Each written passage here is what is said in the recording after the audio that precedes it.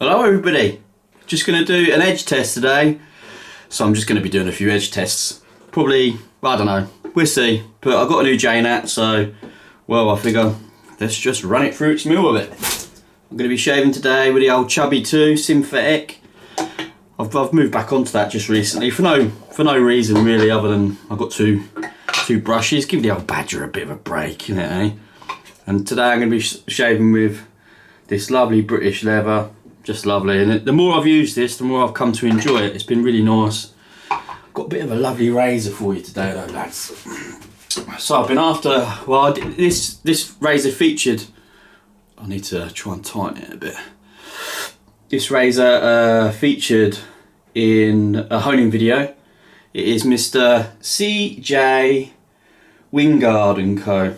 And I said in that video there's a bit of an irony, because I've been after a frame back for ages and I wanted a slightly bigger one, and I wanted one that's, well, hopefully when I got it had a slightly bigger shank, and this one has. It's got all of like the things that I wanted and everything, and it's a lovely razor, lovely steel. And I thought it was a Sheffield, which I was happy for, like, because between Sheffield and Eccles Tuner, they you know, made the most amount of frame backs as far as I'm aware. And you know, I got this thinking it was a Sheffield razor, which it is. But it turns out that the dude who made these razors, his heritage was from the Nordic people. So I think he was Norwegian, and his dad especially was. But they, you know, they set up camp in the UK and started making some razors. So this is rescaled as well. I rescaled this in these lovely blonde horn that I had sort of saved for a lovely razor.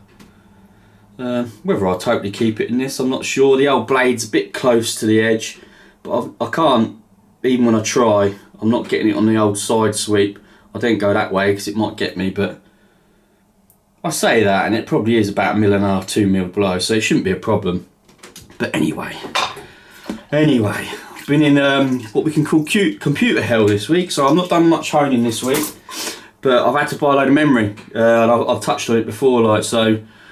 You know, when you start a YouTube YouTube channel, I guess in a way it's not something you start thinking about.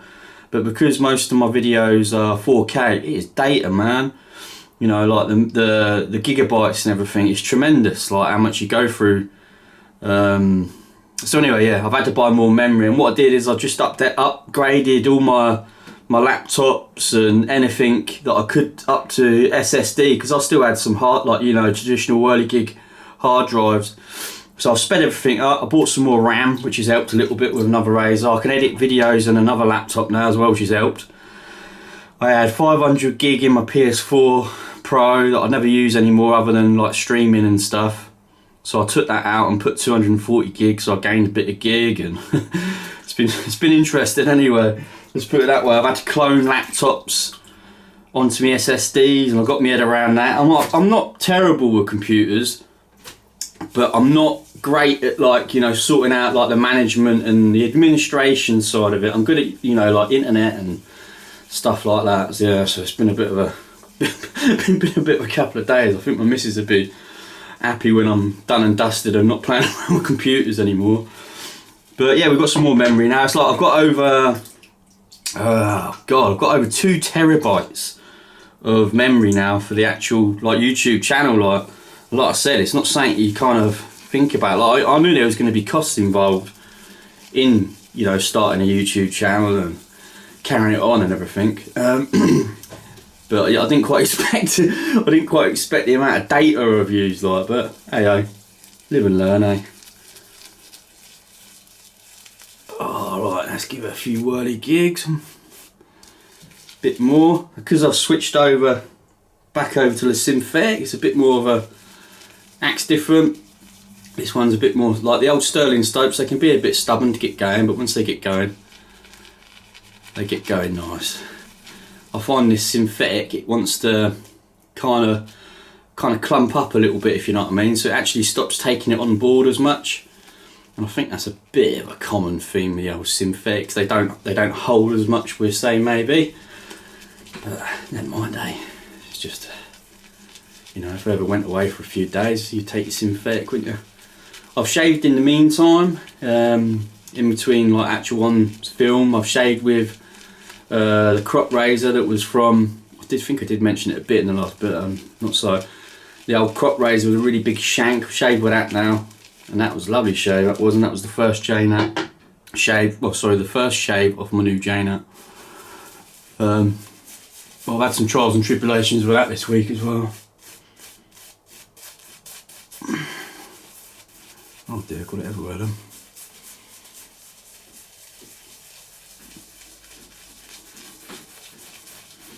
Yeah, when I bought that Wingaard one, I couldn't really tell what make it was. So when I got it and sort of started doing research, I couldn't find much about it on one of the Sheffield history pages. And he weren't going for that long. From memory, it was about 30 years, maybe a little bit more, but he weren't going long.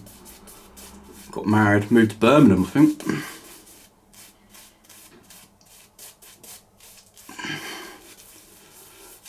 Still lavers up well though, using this brush. It's like even when you put it on your face, I find, because I've been practicing with the Badger, see what I mean, like it like clumps together more. I'm not saying that's a bad thing, it's just a difference. So you have to kind of get your head around it, and especially if you're used to one thing, and I did get used to the Badger a bit.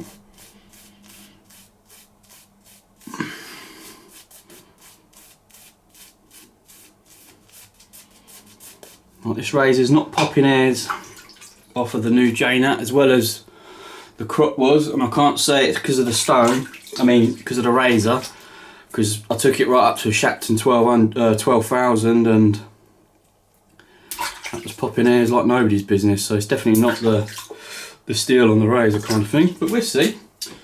Bit of an experiment.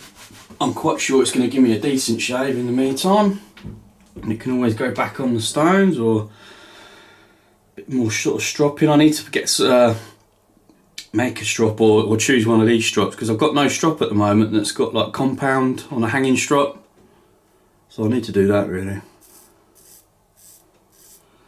But it instantly feels alright, so this is the razor.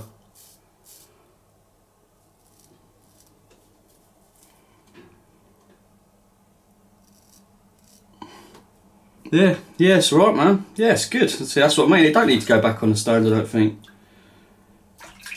But we'll see. We'll see in an hour. That's when I can really tell if I've got any irritation. It's the razor that I dropped just before I set it off doing the scales, and I put this tight. I got so lucky with it. It must have landed like that, and then when it fell, it put just this tiny little nick here, and it took me forever. Like, it would have been lovely on the stones, and it still is nice now, but it took me a long time.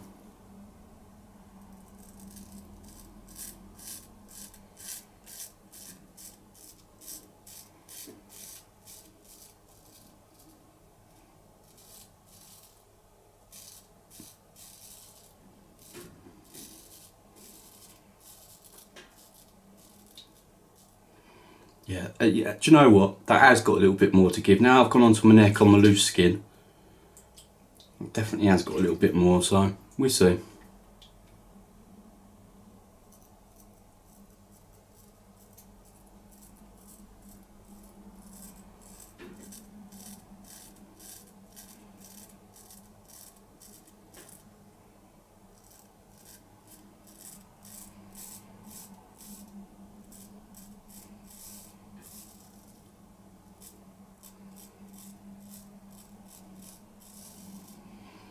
And even though this shank's on the bigger side for frame backs, it's probably actually still a little bit too dainty for my hands.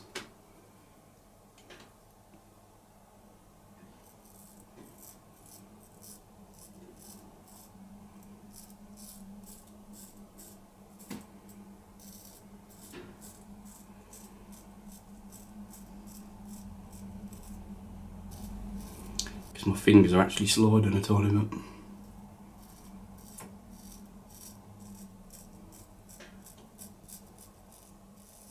Very much shaving like a very stiff wedge, which if you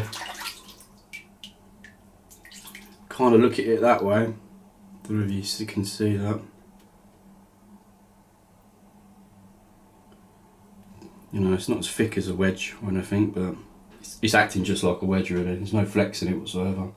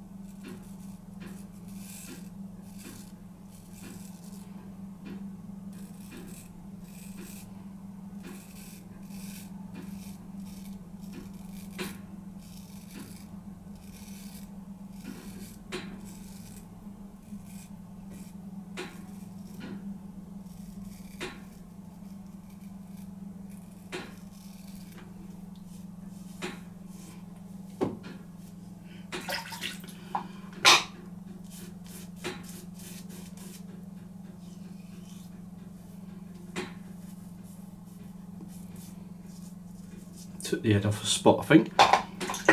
Yeah, it's not quite as tight as I'm used to, let's say that much.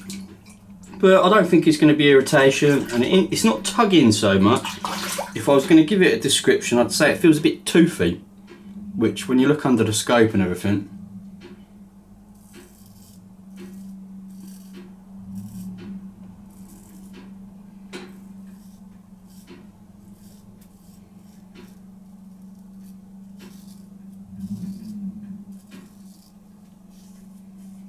yeah, I can feel it a little bit on my problem there. I'm going to just do one pass today.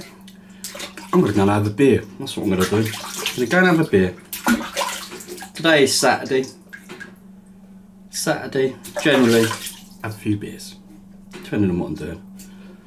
And the girls are out for at least another hour, so you never know. Might have 2 beers in that time and just sit there staring at a wall or something. I don't know, you know, just chill out. It's a lovely razor though. I'm very pleased to have it. I probably will keep it, even though it is a little tiny bit dainty for me in the shank, and it is a big fat shank. I don't know if you can, but if anybody knows their frame back, because they know that that's a big shank, and they could do with some gimping. Like that crop, man, it's got a lovely fat shank, and on the underside, the gimping on there is the really fine, and it feels like it's almost like a file. You know, it's going one way and everything, and it's just lovely to hold. Very solid experience. Yeah, to the top of a spot. I'm sorry if the light's a bit bad in here today. It's gone dark since I started. Just lovely though, old Stirling. If Mr. Stirling ever sees my videos and wants to send me some lovely soaps, we'll be happy with that. I wouldn't mind trying out some of his others though. It's a pain to get it in the UK though. Like, we get them, and you can get them, you know, quite a varied variety of them, but some of them you don't. So, but you know, even though they're quite a big producer of soaps, they're still like an artisan, isn't they? It must cost them a lot of money to send stuff over here. Right, I'm gonna love you and leave you. And remember, a good day can start with a good shave. I'll see you later. Toodaloo.